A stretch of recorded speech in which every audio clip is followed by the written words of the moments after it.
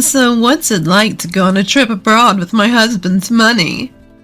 My sister-in-law, Betty, arrogantly declared. I wonder how it feels to live not just off your parents, but also off your brother.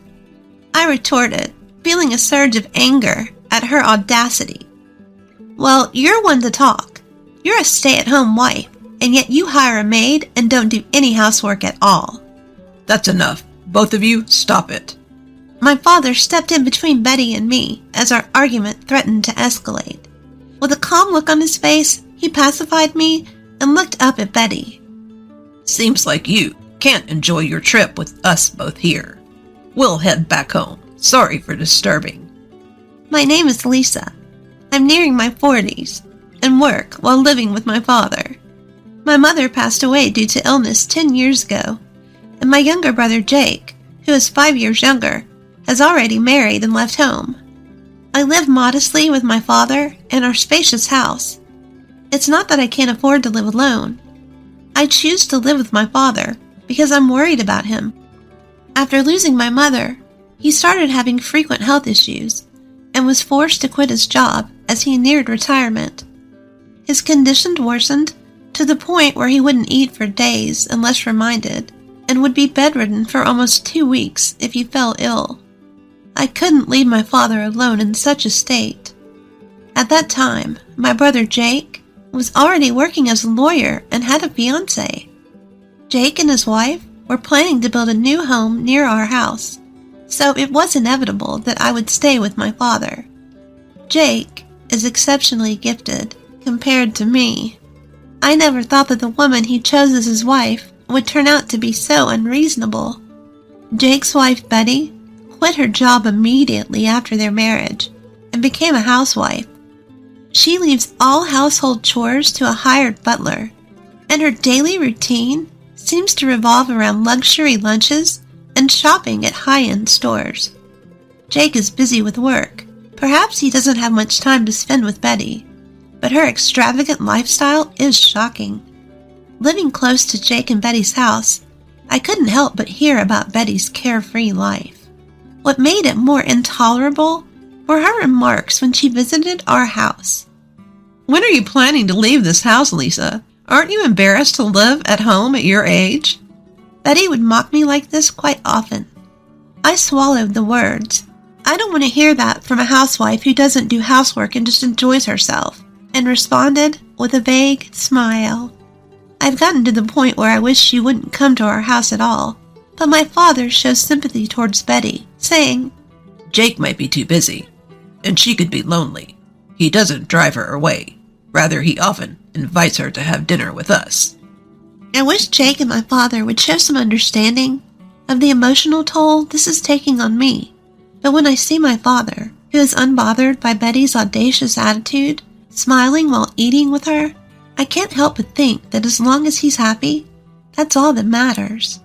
Why on earth did Jake marry such a woman? I often wonder, but I suppose there are qualities in Betty that only Jake can appreciate. I purposely ignore Betty's rude remarks and continue eating in silence. That day, as usual, my father invited Betty to have dinner. Jake has been swamped with work lately, and Betty usually helps herself to food left by the housekeeper. My father, perhaps feeling pity for Betty, decided to buy some expensive ingredients and proposed that the three of us have a nice meal together. I wasn't particularly thrilled, but if my father insisted, I didn't have a choice. I bought ingredients from the supermarket in town and managed to whip up some dishes I'd never cooked before. My father, who had been losing his appetite, was delighted and laughed, saying, I'm particularly hungry today. Betty arrived significantly past the agreed-upon time, sank into the dining table chair without so much as a decent greeting. The dishes I had prepared were lined up in front of her. Now that we're all here, let's eat, my father cheerfully suggested. Betty didn't seem pleased. She poked at the food with her fork, heaved a big sigh, and said, Do you think I can eat something that looks this unappetizing? Betty shot me a look of contempt as she glanced at the small dishes. I stared back at Betty, then turned to my father in surprise.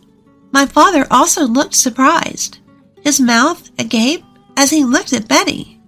Well, it may not be as good as the meals your housekeeper makes, but Lisa made this from scratch. Can't you be a bit more polite? When my father-in-law sternly rebutted, Betty immediately pulled a sour face. I never said I wanted to eat with you guys. I'm helping you make some memories, and you served me something that looks so unappetizing. Can't you consider my feelings a bit? What do you mean by making memories? I muttered, but Betty picked up on it quickly. Betty looked down on me and my father, smirked, and said something unthinkable. Well, your father won't live much longer, right? I'm the diligent daughter-in-law keeping him company, so I expect a generous inheritance.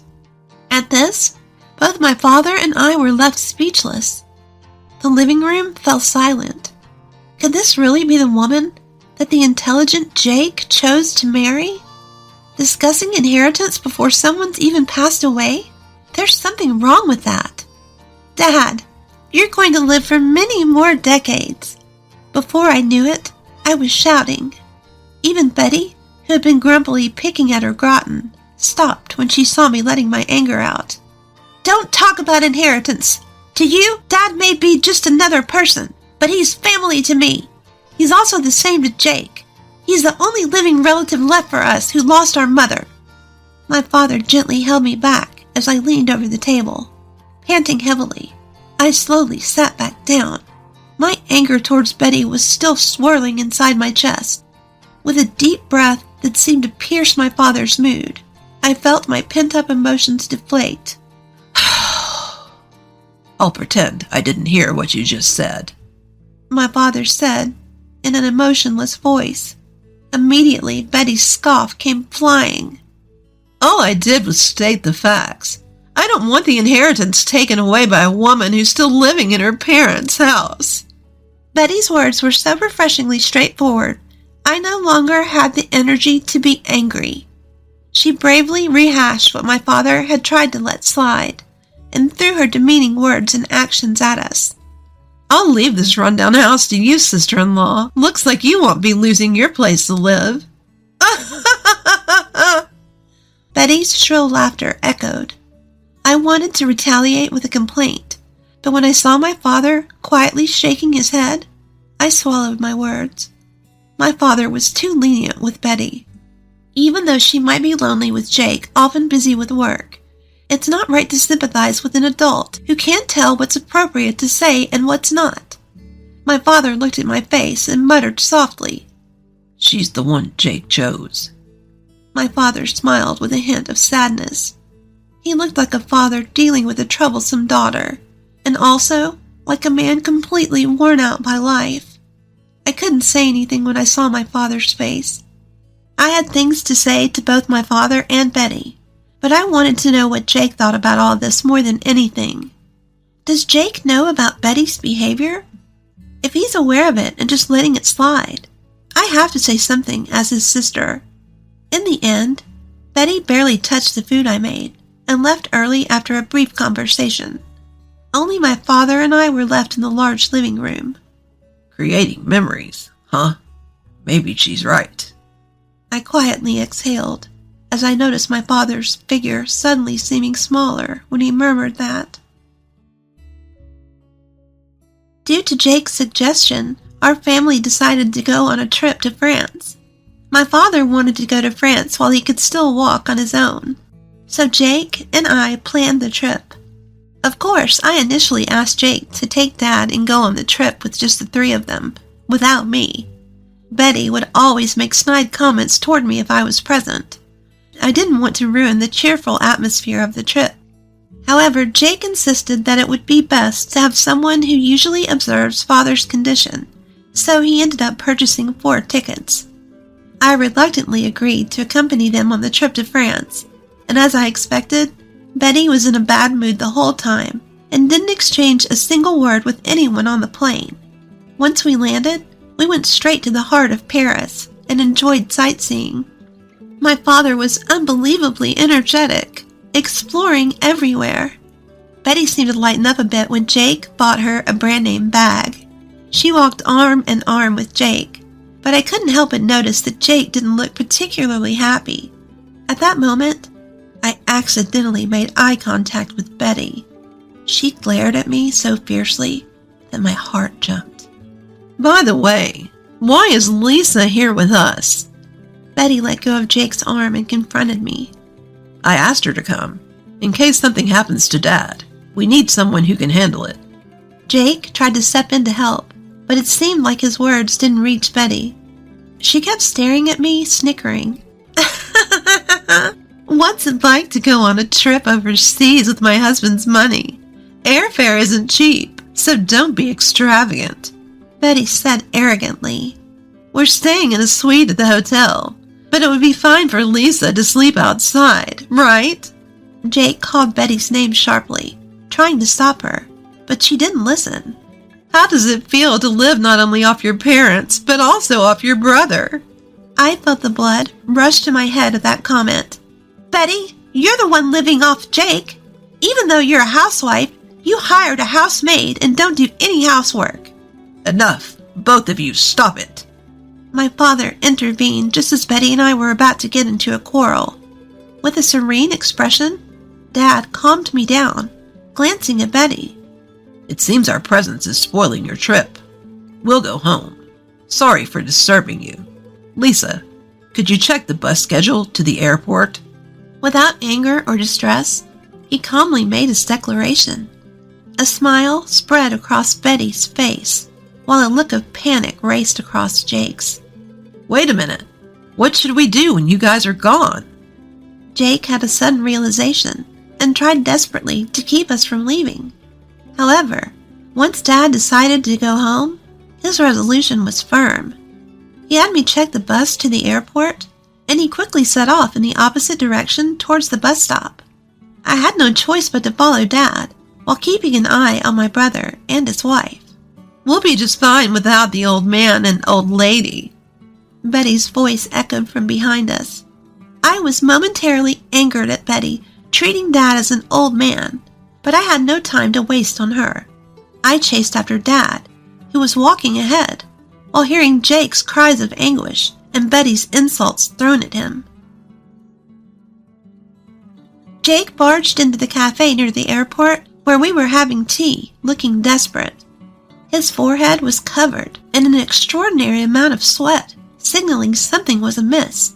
In a frenzy, Jake rushed to our table and bowed his head to us. I'm sorry about earlier. I'll apologize properly later, but for now, I need help with Betty. Jake bowed deeply, pleading with Dad. Dad and I looked at each other in surprise. What happened to Betty?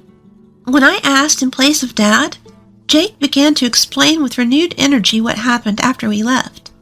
After we boarded the bus to the airport, Jake and Betty took a taxi to the hotel. The problem occurred after they got in the taxi. The English that worked at the tourist spots didn't seem to work with the taxi driver. Neither of them spoke French, and they couldn't understand what the driver was saying. The driver was asking them something, but they responded without really understanding. As a result, Jake said that when he paid the money and got off, the driver drove away with Betty still inside. I can't get through to Betty on the phone. She might have been mugged or something after she was dropped off, Jake said, his face turning pale, probably figuring it would be faster to rely on us rather than trying to cope on his own and winding up out of his depth. Jake, who doesn't understand French, asked for our help. My father and I can speak French perfectly. Betty appears to think of my father as an old man who can't do anything, but he used to be a French teacher. And I, too, am a current French teacher. This trip to France was planned by Jake, wanting my father to reminisce about his youth. Once my father arrived in France, he seemed filled with nostalgia and vitality, perhaps remembering his time studying abroad. Since I, too, had studied abroad in France during my student days, after parting ways with my brother and his wife, we slowly talked about our time studying here. My father listened to the stories with a serious expression and eventually gave a slow nod. Let's return to the city center. I bet the taxi that dropped you guys off is waiting for its next fare there. With my father's command, we quickly got ready and set off on a journey to find Betty, who had been left somewhere. My father and I split up to look for the taxi that had dropped off my brother and his wife after returning to the city center. Most taxi drivers speak French without resorting to English. Before me, my father found the taxi that had taken them and quickly arrived at the location where Betty was said to have been dropped off. Fortunately, Betty was there, exactly where she had been dropped off, unhurt, slumped over. It was good that she was uninjured, but as soon as she arrived, she seemed to have been pickpocketed, and all her bags and valuables were gone, leaving her sitting there penniless. When Betty saw Jake's face, tears welled up in her eyes, but she quickly scowled when she saw us. "What are they doing here?" Betty, who was plainly grumpy, asked Jake, and he sighed heavily.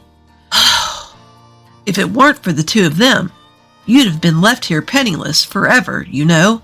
Show some gratitude." Betty's eyes rounded in doubt. "What do you mean?" "Without them, our trip would have been a disaster. You and I, we can't speak French. That's why we ended up like this. But these two are different. Both are French teachers, far better than me." Betty looked uncomfortable, her gaze flitting over to us. A bad thought sprouted in me, and I dropped the quiet words to Betty. "If we hadn't found you, you might have been sleeping rough here." Betty bit her lip in frustration. And also, the expenses for the trip were split equally between Jake and me. How's that? An overseas trip fully enjoyed on the money of an old lady living at her parents'? At this, Betty's shoulders began to shake. "It's your father's money anyway, isn't it?" To Betty's counter-argument, my father gently shook his head. "I didn't do anything. Lisa and Jake, they're doing well on their own. They're my pride and joy." Just when I thought Betty was glaring at me intently, she fell silent without saying a word. Even though she had been helped, she didn't utter a single word of thanks. I had a mountain of things I wanted to say to her, but my father whispering, "Take it easy," made me hold back and keep my mouth shut. For Betty, this must have been an incredibly humiliating event. She must not have expected to be saved by the one she had been looking down upon. Even Jake seemed fed up with Betty's stubborn antagonism towards us, his face showing clear signs of frustration. "Well, now that the issue has been resolved, shall we resume sightseeing? Let's go to a restaurant I used to frequent when I was studying here," my father suggested cheerfully. At my father's bright words, the family was once again united. We ignored the depressed Betty and thoroughly enjoyed our trip in France. Upon our return to the States, Jake was constantly apologizing to us, and he surprisingly and abruptly divorced Betty. Shocked, I asked him why they had married in the first place. Apparently, Jake had married Betty because she claimed to be pregnant and insisted he take responsibility. After they married, it turned out that her claim of being pregnant was a lie. However, Jake said he couldn't easily file for divorce due to concerns about his public image. However, his patience with Betty, who looked down on my father and me, had run its course, leading him to decide on the divorce. After the divorce, Betty was kicked out of their new home and couldn't continue her life as a housewife anymore. Of course, there was no maid to take care of the housework for her. What's more, due to a pickpocket incident during our trip to France, Betty ended up losing half her assets.